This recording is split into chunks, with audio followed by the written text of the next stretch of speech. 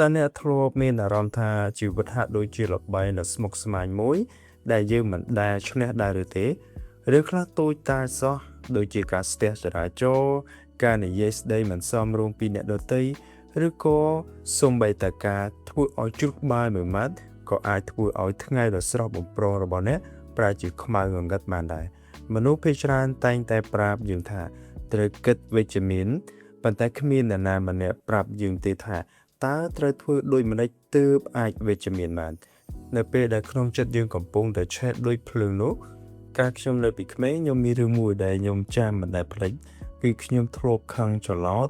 គប់ក្រដាសកិច្ចការផ្ទះចោលពេញផ្ទះគ្រាន់តែខ្ញុំរកវាមិនឃើញខ្ញុំស្រែកដោយពិភពលោកនេះត្រូវបានបញ្ចប់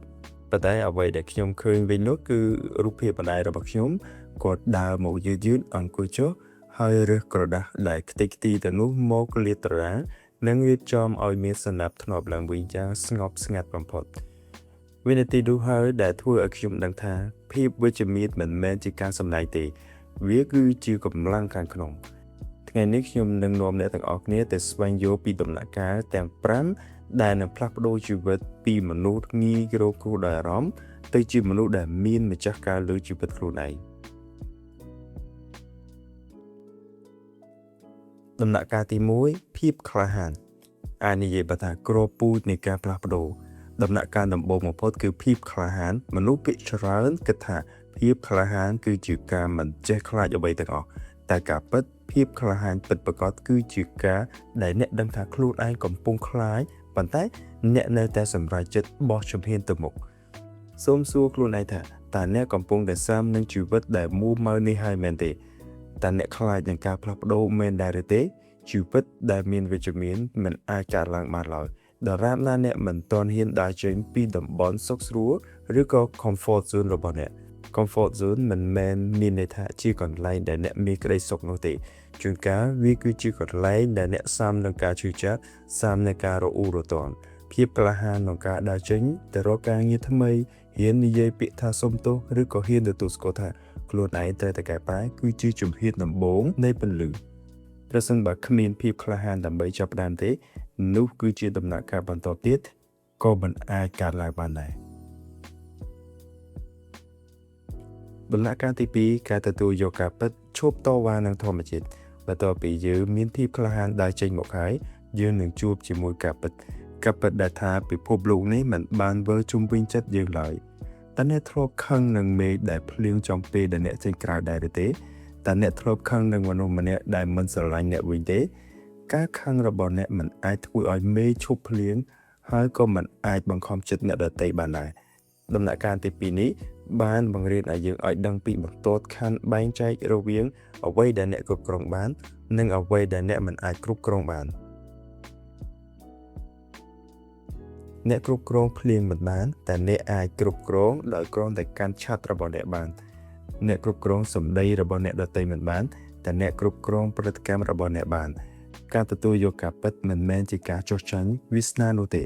ប៉ុន្តែវាគឺជាការឈប់ខ្ជះខ្ជាយធម៌ពលទៅលើរឿងអ្វីដែលមិនអាចកែប្រែបានដើម្បីយកធម៌ពលនោះមកប្រើលើអ្វីដែលយើងអាចធ្វើបានវិញដំណាក់កាលទី3ការយល់ដឹងពីខ្លួនឯងនៅពេលដែលយើងឈប់បន្ទោសមេឃបន្ទោសដីយើងនឹងចាប់ផ្ដើមមើលឃើញខ្លួនឯងនេះគឺជាដំណាក់កាលដ៏ឈឺចាប់បំផុតតែមានតម្លៃបំផុតគឺការយល់ដឹងពីខ្លួនឯងតើអ្នកដឹងទេថាហេតុអ្វីបានជាអ្នកស្អប់មនុស្សម្នាក់ដែលចូលចិត្តបង្អួតប្រហែលជាជ្រៅទៅក្នុងចិត្តរបស់អ្នកក៏មានបំណងចង់ឲ្យគេទទួលស្គាល់ដូចគ្នាតែអ្នកមិនហ៊ានធ្វើយើងច្រើនតែស្អប់ចរិតរបស់អ្នកដទៃណាដែលឆ្លុះបញ្ចាំងពីចំណុចខ្វះខាតរបស់ខ្លួនឯងការយល់ដឹងពីខ្លួនឯងគឺជាការដឹងខ្លួនឯងថាអូឥឡូវនេះខ្ញុំកំពុងច្រណែនគេហើយឬខ្ញុំកំពុងតែនិយាយការពីកំហុសខ្លួនឯងហើយនៅពេលដែលអ្នកដឹងខ្លួនកាន់តែលឿនអ្នកនឹងមានអំណាចលើអារម្មណ៍កាន់តែខ្លាំងកុំព្យាយាមធ្វើជាមនុស្សដែលល្អឥតខ្ចោះតែត្រូវធ្វើជាមនុស្សដែលដឹងខ្លួនជានិច្ចប្រសិនបើអ្នកដឹងថាខ្លួនឯងមានភក់ជាប់ខោអ្នកនឹងមិនចំណាយពេលទៅសោយចំអកអ្នកដទៃដែលមានភក់ជាប់អាវនោះទេដំណាក់កាលទី4ការវិនិច្ឆ័យអារម្មណ៍នៅពេលអ្នកដឹងខ្លួនហើយជំហានបន្ទាប់គឺត្រូវតែចេះវិនិច្ឆ័យកុំទុកឲ្យអារម្មណ៍ដឹកមុខ ត្រូវតែប្រើខួរក្បាលមកវិភាគអារម្មណ៍នៅពេលដែលរឿងអាក្រក់កើតឡើងសូមគុំសួរថាហេតុអ្វីរឿងនេះកើតឡើងចំពោះខ្ញុំ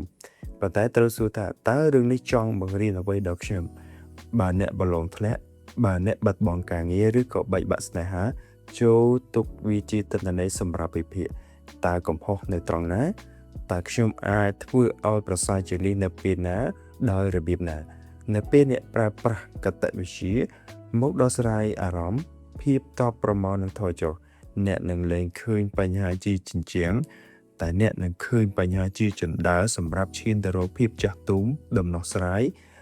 មនុស្សវិជ្ជមានមិនមែនជាមនុស្សដែលគ្មានទុក្ខនោះទេប៉ុន្តែគឺជាមនុស្សដែលចេះចម្រាញ់យកមេរៀនចេញពីទុក្ខ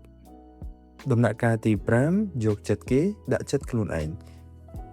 ដំណាក់កាលចុងក្រោយដែលធ្វើឲ្យអ្នកក្លាយជាមនុស្សវិជ្ជមានដ៏អស្ចារ្យគឺការមេត្តាឬការយកចិត្តគេមកដាក់ចិត្តខ្លួនឯងនៅពេលដែលអ្នកយកចិត្តខ្លួនឯងច្បាស់អ្នកនឹងចាប់ផ្ដើមយកចិត្តពីអ្នកដទៃអ្នកដែលចូលចិត្តជាប្រមាថគេប្រហែលជាគាត់ធ្លាប់រស់នៅក្នុងគ្រួសារដែលប្រើអំពើហិង្សាខ្លាំងអ្នកដែលខ្ជិលច្រអូសប្រហែលជាគាត់មិនដែលទទួលយកការលើកទឹកចិត្តឲ្យឃើញពីគោលដៅជីវិតនៅពេលដែលយើងដឹងថាមនុស្សម្នាក់សុទ្ធតែមានសង្គ្រាមក្នុងចិត្តរៀងៗខ្លួនយើងនឹងលែងចង់ឈ្នះចាញ់ឬក៏លែងចង់ខឹងទៀតហើយការមិនប្រកាន់មិនមែនមានន័យថាយើងចាញ់នៅទេតែវាមានន័យថាចិត្តរបស់យើងខ្ពស់ជាងបញ្ហាទាំងនោះពិភពលោកនឹងប្រែជាស្រស់បំព្រងភ្លាមៗនៅពេលដែលអ្នកមើលឃើញអ្នកដទៃដោយក្តីអនុគ្រោះមិនមែនជាការវិនិច្ឆ័យមកដល់ត្រង់ចំណុចនេះតើអ្នកមានអារម្មណ៍យ៉ាងណាដែរ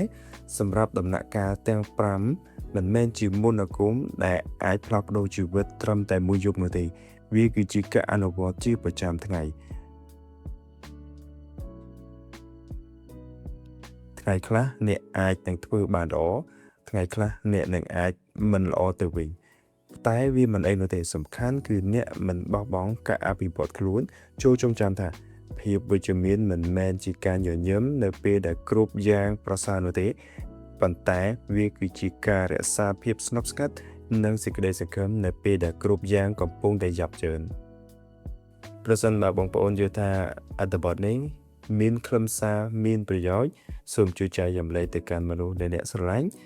ដើម្បីសាងសង់សង្គមមួយនេះពោរពេញទៅដោយភាពវិជ្ជមានជាមួយគ្នាអរគុណជួបគ្នានៅវីដេអូក្រោយ